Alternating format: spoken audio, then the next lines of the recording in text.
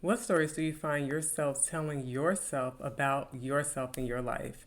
That's what we're going to talk about today. Three stories that you tell yourself and the impact that they can have on your life. My name is Crystal Turner. I am a psychiatric nurse practitioner who has gone holistic, exploring holistic principles and practices, metaphysical and African centered principles to help enhance one's life so that you can live as the creator of your life rather than the victim of your world. So before we go any further, I would like to ask you to hit the like button and the subscribe button so that more of this content can be let out to the world and people who could benefit from hearing it. And so, three stories that we tend to tell ourselves and the impact that they have. So, number one story is the victim story. I know we hear that all the time about the victim story, and I think we hear about it all the time because so many people do tell this story. I know I've told this victim story for a large portion of my life. The victim story is that story that, helps to, in some kind of way, make you feel like this is why my life is the way it is, this unpleasurable portion of life, or this is why I am the way I am. The victim story really focuses on who has done something to you, who has hurt you, why life has done a certain thing and treated you in a poor way. And the victim story, I don't think that necessarily a person initially gets into the victim story necessarily from a conscious space. But a lot of times when we are experiencing life and having hardships that may occur, we can really get down on those experiences. We can really focus in on the why me's and these things happen to me and all these things have hurt me. All these things have kept me from getting where it is I want to get in life or having the experiences I want to have. And there's this thing about the victim story that it's not powerful, but it can make a person who has gone through some difficult times really feel like they can get support from people by focusing on the victim story. Sometimes having people to feel sorry for you can be what causes you to delve into the victim story. At least that was what it was for me. There was this gratification I could get from people really feeling sorry for me. And it's something that, yes, you get in the moment when you really feel like life has dealt you a sour hand of cards. But in the long term, there's no power in being the victim. When we're the victim, then that means that we are always focusing on just these things that are happening to us.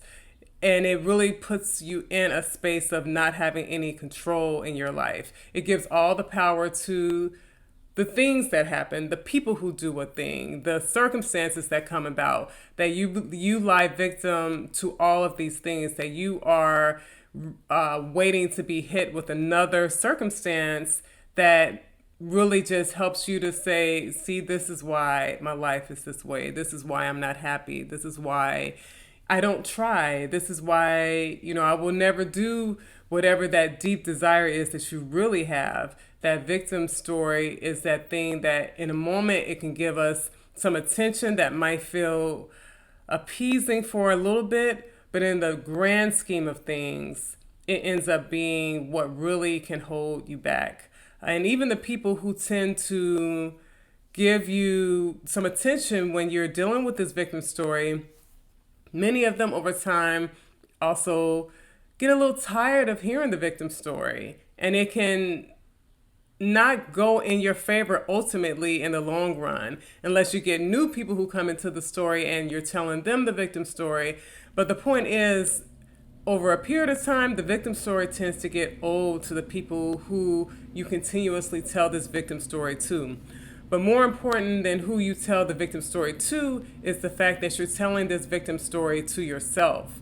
And we have to really be careful about the stories that we tell ourselves because these stories really can cause us to walk in this idea of truth. Where the truth of the matter is there are so many different truths in the world. We can choose what is the truth we're going to walk by because what we choose to be the truth ends up being really what we see in life. I really got inspired to do this video after watching Dr. Tracy Mark, a psychiatrist who talks about mental health on YouTube, and she was talking about the narrative that we tend to tell ourselves. And this narrative of the victim story really can cause you to create a whole life based on victimization. And it's not to downplay that things have happened, that someone may have caused some level of offense in life and in your life, but we don't want to give this power to other people. We can acknowledge that something happened, but after we acknowledge that, the next question becomes, and then what? You know, these things happen. These are true. Is nothing false about that these things have happened. But the next question could be, and then what? That's how we could expand on the victim story. And that then what doesn't have to be continuing to talk about the things that have hurt you. It could be talking about how you can move out of that, or how you're choosing to not let those things stop you. So the narrative, the victim story is the first story, a very common story that people tend to tell in their life. The second story that we can tend to tell ourselves is the comparison story. I'm going to call it comparison tales.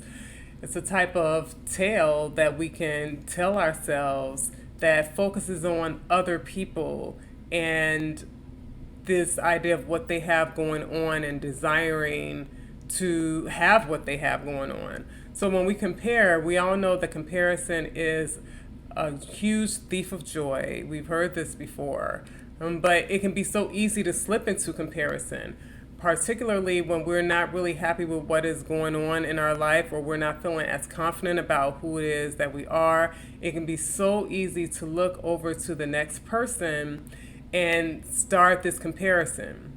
Some people start comparing because it's something that was projected onto you as a young person. You could have grown up in a family where you had the unfortunate experience of having parents who compared you to your siblings, or they could have compared you to your friends. They could have just compared you to other people. That causes you to start looking at what this other person has going on and looking at maybe what you feel you don't have going on. And it can be a pattern that starts for many people. But however, there are many people who have not had that experience, but they can still get caught up in comparing, looking at what someone else has, or their achievements, or whatever you're deeming as being really good in their life, and then looking at yourself and, you know, really feeling bad because you feel like you don't have those things, or you feel like you don't have those qualities that this other person has. And it is really, truly such a thief of joy, because the truth of the matter is we are all unique. With the billions of people in the world, we are all still unique. I am in awe at how God creates life in that way. You know, you can really focus on and see the truth in this, because when we even talk about our fingerprint, this fingerprint that we each have, that is used in the legal system to be able to identify people, because no one in the billions of people in the world has the same fingerprint. But the truth of the matter is, even in the essence of who we are and who we are uniquely, when we allow ourselves to be who we are uniquely, there's also absolutely no one else like you. But the thing is, we can allow ourselves to let a society give put a certain quality or look or identity on a pedestal, and it's an outward adornment of something that you try and strive for, instead of going inward to really get to know who it is that you are uniquely and be comfortable with who that is. And sometimes to be comfortable with who it is, not sometimes, to be comfortable with who it is that you are uniquely, it is getting to know yourself uniquely, admiring who you are uniquely, and then falling in love with who it is that you are uniquely. Because when you fall in love with who you are uniquely, you want to show that. You want that to be what introduces you in any room you step into, and anything that you do. You feel really good about that person, that unique person that you are, that you've shown up in this life to be. So when we're comparing ourselves to other people, there's no power in that because we're never going to be that other person. We shouldn't be trying to be that other person. Oftentimes, we don't know what other people are dealing with in the darkness, in the deepest and darkest parts of themselves. Because we all have these dark sides or these deeper sides that we try not to let people see. You know, everyone has them. If we could just put it on the table, everyone has certain qualities, certain things within their life that they are not necessarily proud of or that they struggle with. And many people put on a face to present to the world. You know, so when we think that we want to be so much like someone else, we don't know their whole story. And we're not wishing that they have a negative story, but the fact is we all have something in us that has to develop, meaning it's not at that point of being at its best. So, we don't know that until we get to know those deep and dark sides of people, some which we will never know. And so to want to just be what someone else is robs you of being who it is that you really are. And who you really are, no one can represent it, no one can do it like you. You know, so it takes a lot of stripping away these negative thoughts that you may have had about who you are, wherever they've come from, these parts of you that you don't feel good about, whatever that came from, to start really dealing with those things and finding the truth about who you are, so that the comparison that you have in these comparison stories of thinking that someone has life better, someone is more beautiful, someone is more intelligent, someone is more qualified, someone deserves to be here more than you. Those are stories that really cause us to shrink in life and not be able to really just be in life and want to show the world who you are, because you've shown it to yourself. You know, you've shown it to yourself. And so when we talk about comparison, you know what I'm going to say somewhere in this is that the only person you should really be comparing yourself to is former versions of yourself. The person you were yesterday, the person you were 6 months ago, the person you were a year ago, the person you were 10 years ago. I can really look back now that I have started doing this growth in my own life from a lot of negative experiences to really have grown and allow all these things to develop me. I can now look back even a year ago and see, wow, I've grown. I've really grown. You know, I've learned from some experiences that didn't feel good, and I've grown. And so now when I look back at who I was a year ago and I compare that to who I am now and see the growth, it makes me feel really good about myself. It makes me be curious to know, if I stay on this path, who will I be in the next 6 months? Who will I be in the next year? Who will I be in 5 years that I will be able to make this person today proud? That makes this person today say, I'm going to keep on this path. I'm going to keep on this journey. I'm going to keep moving forward, because I know life has already given me evidence that when I do the work to heal from pain and hardships, that I grow. And so if I've already been shown that, that's not a lie. I can go by that, and I can trust that if I keep doing what I'm doing and even enhance what I'm doing, I'm going to grow more. And that makes me so curious to know, well, who am I going to be? This person who once upon a time I couldn't, I really felt bad for that person, but now that she's growing, who will she be in the next year if I keep on this type of growth path that I'm on? So that comparison tale, it's no good. It keeps us stuck. It keeps us shrunk. It keeps us looking outside of ourselves again to find this idea of who we should be that we really can never attain to, because that's not who we are. This work to understand who we are in this comparison is going inside and seeing all the different versions of you. So that's the number 2 story that we tell ourselves, and its impact. So let me just take a moment and talk about these first two versions I've talked about, this victim story and these comparison tales. These are those types of narratives that really we can play in our head that really can limit our life. It's what keeps us in a lot of misery. It's what keeps us in a form of mental suffering. It keeps us from being able to want to give life a chance. It's these parts of us that keep us from growing and expanding. When I talk about nature and just like really looking at nature, looking at the universe and understanding how these things, when you look at them in their natural form, they're abundant and they're expansive. They are being who they are, the things in nature, if it's our plants, if it's the trees, if it's the stars, if it's the water. These things are just being. They don't have like this level of intelligence that we have that makes us be at points where we can think in such pervasive ways. We can use our mind in so many ways, but the thing about being able to use our mind in so many ways is we can also use our mind to our detriment. So it's a thing where we have to have a level of consciousness about how we're using our mind. Are we using our mind to keep ourselves in a place of victimization or focusing on the bad things in life that feel like they're happening to you? Do we use our mind to keep us in this state of looking outward at other people and all that they have going on and making us feel like we have nothing?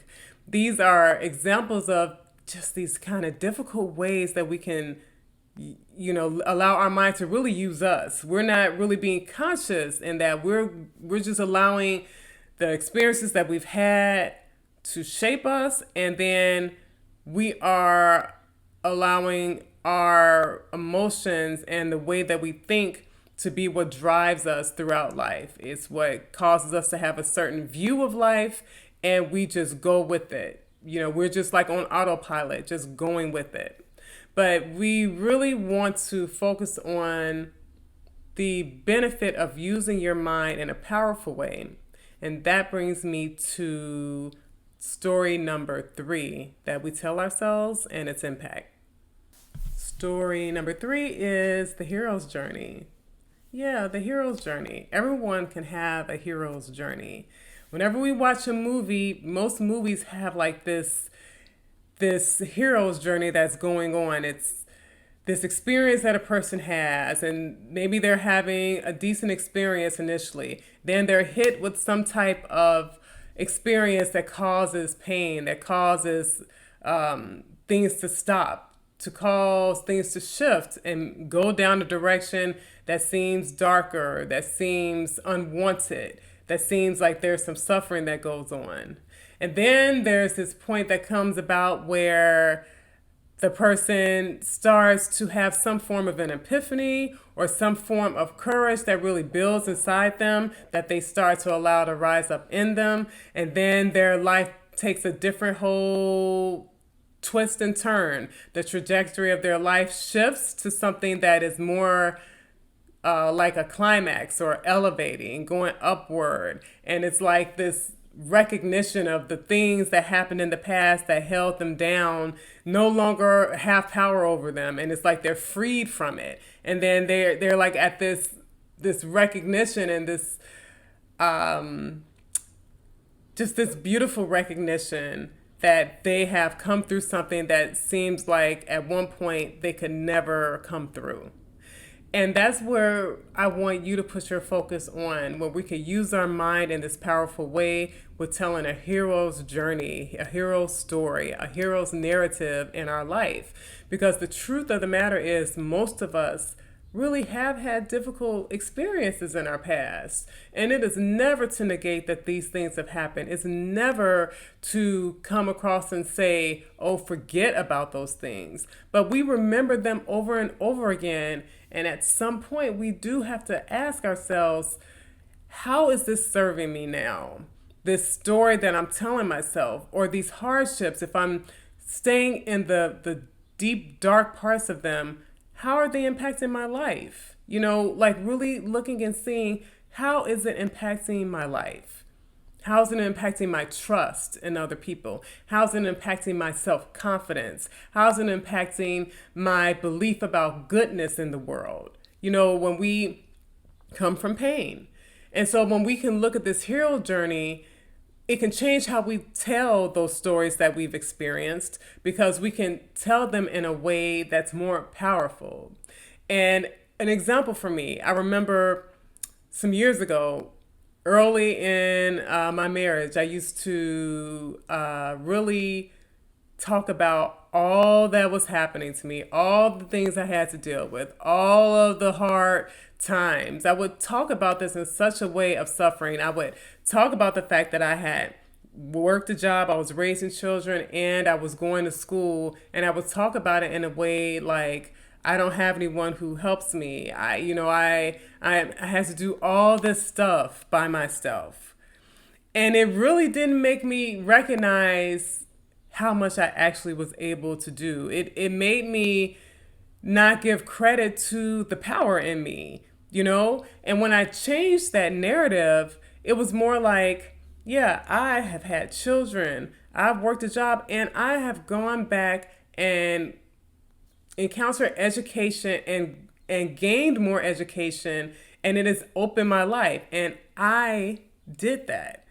It's a whole different type of feeling you have when you tell a story from a narrative of victimization, as opposed to a narrative of a hero's journey, that I was able to come through some difficult experiences, things that might have been hard, but I actually came through it. Wow, what else can I do? When you really allow yourself to come through an experience like a hero.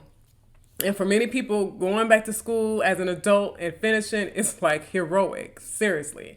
And when you finish that, at that moment, at that juncture of completion, you really do feel like, I could do anything. What's next for me now? What is next for me? I'm ready for it. But when we come from a victimization standpoint, or, something less than being a hero in our life, we're either looking for someone else to come and be the hero in our life, or we hide from experiences, and we really go into the next experience with this fear of how you're going to be hurt, and how this story that you have been telling yourself is going to just continue on and on and on. But that hero's journey, nope, you walk into things more ready. You walk into things more confident. You experience new in life because you remember that you're the hero. And I'm not suggesting that every situation is extremely simple and easy. I am not suggesting that. When it comes to this idea of growth and healing, it takes work. It is work. But we are working either way. We're working through pain and suffering, or we're working through growth and elevation. And one of them is going to give us a more expansive life, expanding just like this world is expanding, expanding just like the universe is expanding. We can expand as well. And even become more abundant, looking at how we see abundance within nature, understanding that we are a part of it. And when we align ourselves correctly to understand that we come from this and learn from it, then we become abundant and we also become expansive. So that's my talk today.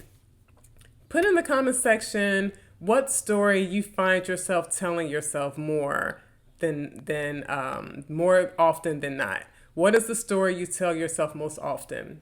I love to hear it. And also remember to like this video and subscribe to this channel, where I release a new video every week to help with our expansion physically, spiritually, and emotionally, because we're coming from mental health from a holistic perspective. Thank you so much for taking the time to listen to me, and I'll see you next time. Bye.